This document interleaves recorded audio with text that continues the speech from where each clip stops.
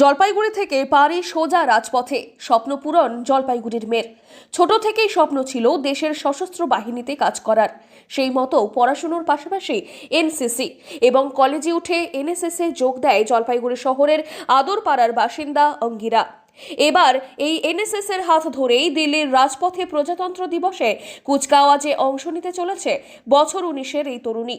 স্বভাবতই তার এমন সাফল্যে খুশি পরিবার পরিজন থেকে শুরু করে জেলাবাসী।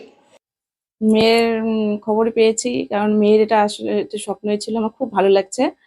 আর মানে মেয়েরও স্বপ্ন ছিল যাতে ও রাজপথে প্রধানমন্ত্রীর সামনে উনি জাতীয় পতাকার সামনে স্যালুট জানাতে পারবে, এটা ওর স্বপ্ন ছিল। আর এটা স্বপ্ন পূরণ হয়েছে, আমরা খুবই আনন্দিত।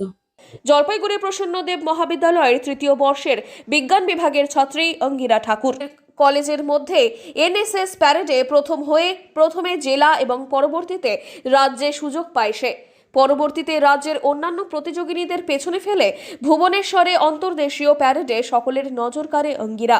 আছি আমরা দিল্লিতে রিপাবলিক ডে ক্যাম্পে, মানে 26শে জানুয়ারিতে দিল্লিতে প্যারেডটা হয়, তো সেখানে আমি অংশগ্রহণ করার সুযোগ সেখানে কারা কারা থাকে মূলত?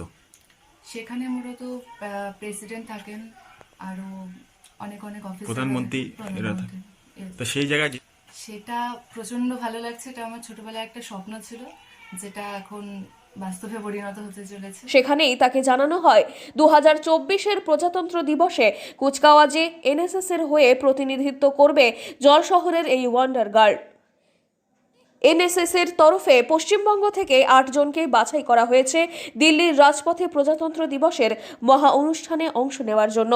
তার মধ্যে নাম রয়েছে অঙ্গিরার। বাছাই পর্ব হয়েছিল ওড়িশার ভুবনেশ্বরের ন্যাশনাল ক্যাম্পের মাধ্যমে।